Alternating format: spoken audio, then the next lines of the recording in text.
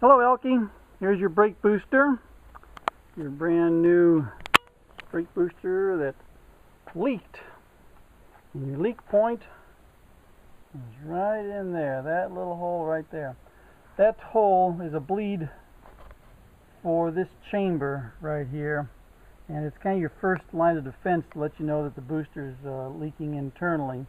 Interestingly enough, early boosters did not have that bleed hole on there. So why they decided to put in there, I'm not quite sure. But anyway, the next step in the process is the seal that seals vacuum from hydraulic, and that is in behind where that weep hole is. So what I have done is I have had this thing sitting on the test bench with brake fluid in it, just sitting for 3 days, waiting for something to happen.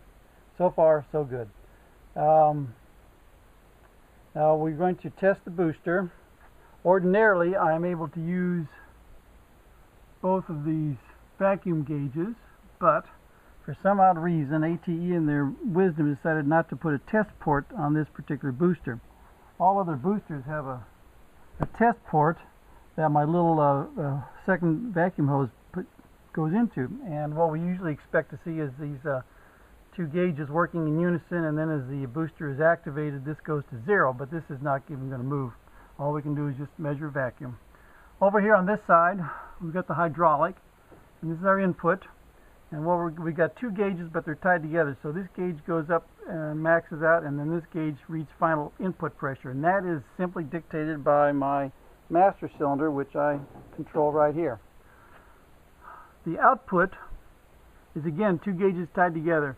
This gauge goes up and maxes out, and this gauge follows. And what we want to see is approximately 4-to-1 boost ratio. Whatever this input is, can have 4 times over here, because this booster is a monster. But without the vacuum, you'll see that the input and the output should be about the same. So here we go, 350 there, and a little bit over 350 there. And that's all there is to that. That just measures the pressure that my master cylinder can input. What we're going to do now is hit it with some vacuum, and you'll see the difference.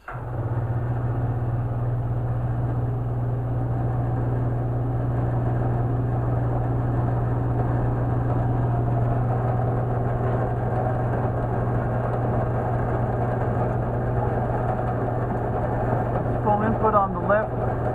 Now you can see our output. See, we're well above 1200, 1300 psi, over 350 there.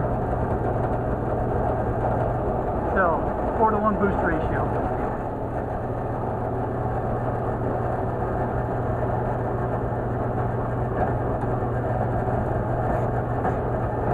All right, we're under full boost, and you notice there's no leakage.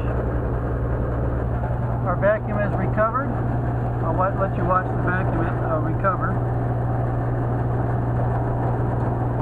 Alright. We got vacuum, we got full boost. And we have no leakage.